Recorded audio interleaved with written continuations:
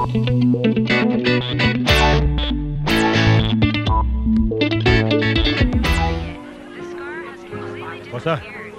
gusto mo ng kape?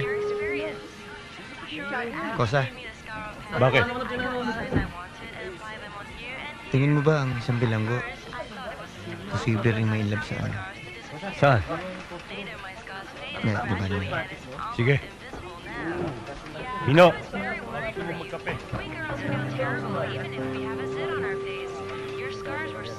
Rianda, sister. Oo, sige.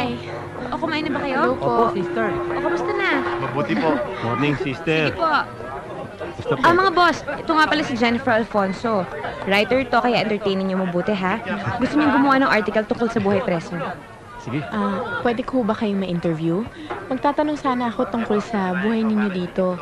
Tungkol sa update sa kaso ninyo. Ayun lang Okay ba? lang? Sige, miss. Pwede. Ojo, Pasensya ka na doon sa nangyari. wala yun. Okay lang yun. Ang sabi ko, okay lang yun, Jojo. Ganda niyo talaga, no?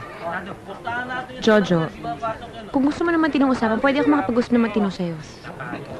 Pwede kitang tulungan na pila yung kaso mo. May nakausap na akong abogado. Malaki naman daw ang tsansa, eh. Jenny, doon na lang tayo magkwentuhan. Tara. Sige ho. Tutulungan niyo ako? Ano naman ang kapalit? Kailangan ba may kapalit? O sige, sama ka sa akin sa Bible study.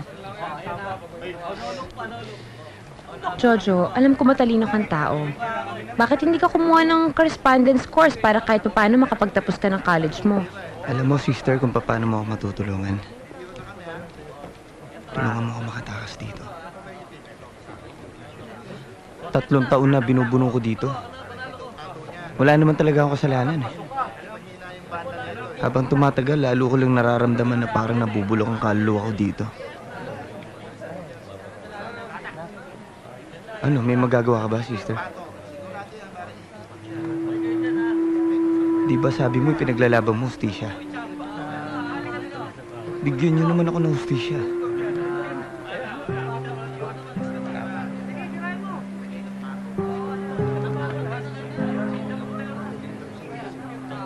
Dante, ikwento mo sa kanya yung napakalungkot mong buhay. Maganda yun. Ako, wala lang pag-usapan natin. Basahin natin ang panalangin sa pag-iingat, pagbabantay at patawad, awit ni David. Sa iyo, O Panginoon, iginagawad ko ang aking kaluluwa. O Diyos ko, sa iyo'y tumiwala ako. Huwag nawa akong mapahiya. Huwag nawang magtagumpay sa akin ang aking mga kaaway. Oo, walang naghihintay sa iyo na mapapahiya.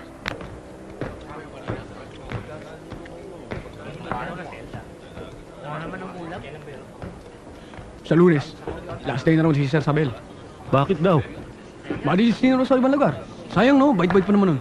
At maganda pa. Sinabi mo pa. Salamat po, boss, ha. Kayo na pong bahala sa magiging kapalit ko.